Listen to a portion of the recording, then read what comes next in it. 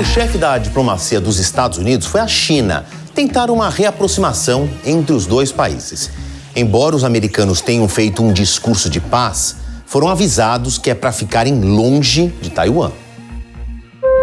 O aperto de mão entre o secretário de Estado Antony Blinken e Xi Jinping em Pequim é um importante sinal político, mas longe de representar um gesto de aliança. O chanceler americano conseguiu um espaço na agenda do presidente chinês na tentativa de apaziguar as relações tumultuadas pelas críticas de Trump e agravadas pelas invasões dos balões, que Washington disse ser equipamentos de espionagem. Entre uma coisa e outra, os Estados Unidos ainda restringiram aplicativos chineses em celulares de funcionários do governo e pressionaram para que outros países também deixassem de usar certos equipamentos da gigante Huawei. Isso sem contar diplomatas que tiveram de voltar para Pequim depois de expulsos pela Casa Branca. No final da reunião, Blinken e Xi Jinping fizeram um pronunciamento em que falaram, mas não disseram nada demais. Lado a lado, os dois declararam ter encontrado o entendimento em vários pontos específicos, sem citar nenhum dos pontos específicos. O trabalho sujo ficou com o conselheiro do Ministério Chinês das Relações Internacionais. Wang Yi teve um encontro separado com Antony Blinken e foi categórico. As duas potências devem escolher entre o diálogo e o confronto, a cooperação ou o conflito. Resumidamente, Pequim disse ao governo Biden que não se intrometam na questão envolvendo Taiwan. A ilha exerce um papel fundamental na economia contemporânea, ao fornecer microchips e supercondutores às principais linhas de produção mundo afora. Embora Taiwan insista manter o caráter independente, Pequim já deixou subentendido que a anexação é uma questão de tempo. Joe Biden respondeu à distância. Durante um evento na Califórnia, o presidente americano classificou o colega chinês de ditador ao lembrar do episódio em que objetos voadores vindos da Ásia invadiram o espaço aéreo dos Estados Unidos. Por enquanto, está mantido o convite da Casa Branca para uma visita do chanceler de Xi Jinping a Washington.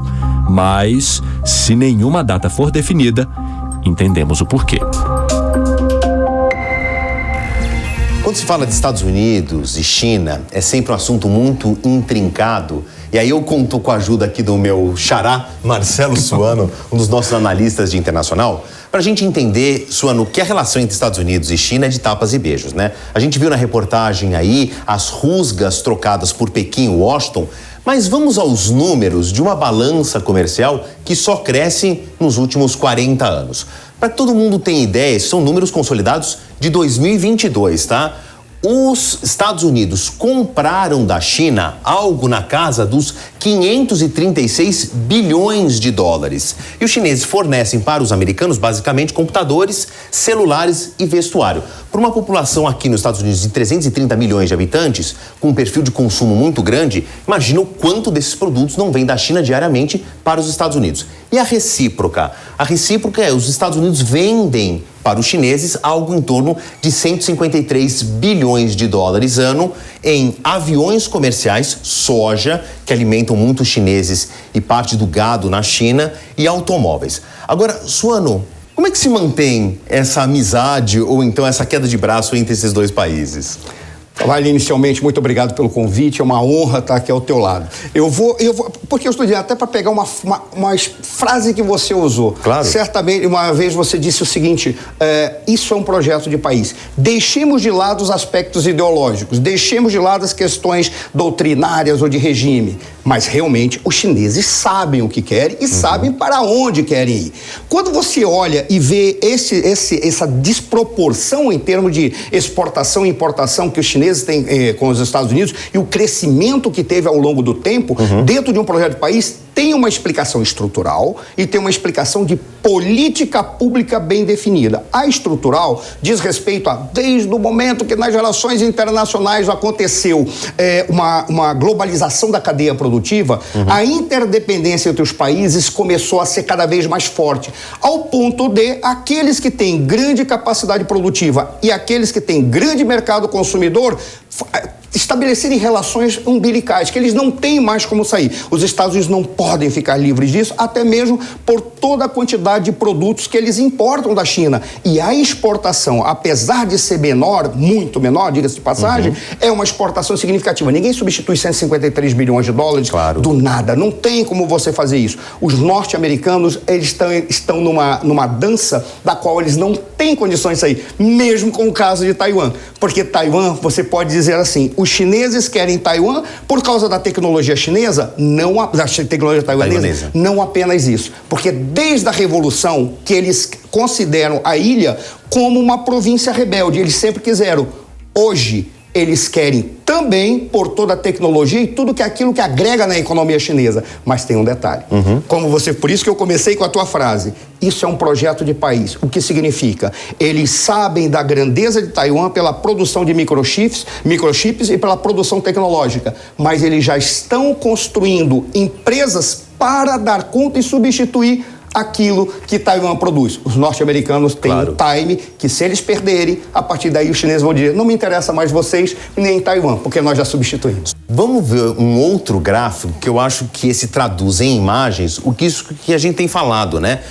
Olha a relação comercial entre China e Estados Unidos em 1985, então quando começa a nascer um projeto dessa China que a gente veio a conhecer nos anos 2000 e que vai ser uma China diferente em 2035, 2050, já chego lá.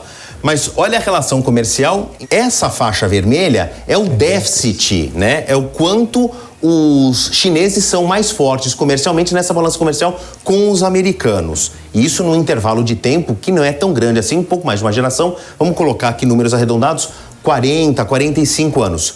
Suano, é fato que os chineses vão passar os Estados Unidos como potência econômica do mundo ainda nessa metade de século?